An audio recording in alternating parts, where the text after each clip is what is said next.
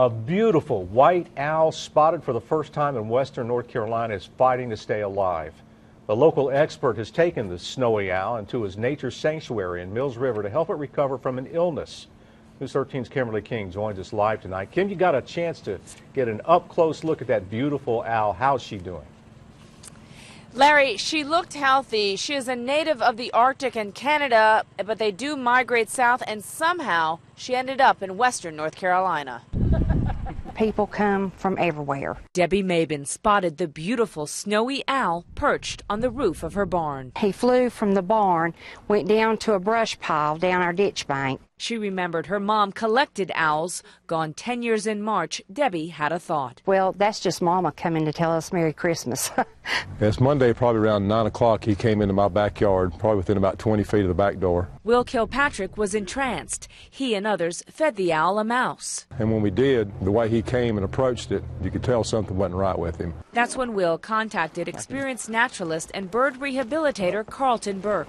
He gingerly takes out the snowy owl he's named Tundra in a comfortable carrier and lets us take a peek. And a normal owl that would be normally trying to fly away would be trying to snap with his beak. That's why Carlton says he knows Tundra is ill.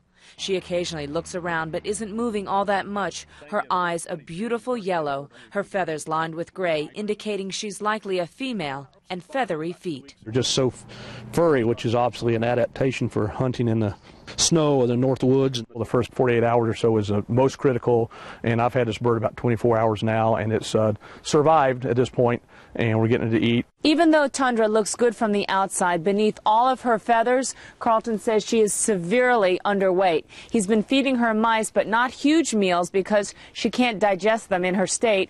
He's also been giving her plenty of fluids to boost her electrolytes, but still the first 72 hours are critical. It's been examined by a veterinarian. A lot of tests have been done, x-rays. We don't see any actual injuries at this point in time. We just hold out some good thoughts and hope that this bird makes it. I just want him to be okay. Now, the owl became weak because of repeated flushing out of its cover because so many people were trying to take photos of her. She became weak. As for how she ended up here, there was a very large southern migration of birds this year. It's unclear how she ended up in western North Carolina, and experts say this is the first time in decades they have seen a snowy owl in this area. We will, of course, keep a close eye and give you updates on how she does. We certainly all hope that she gets better. Reporting live in Mills River, Kimberly King, News 13.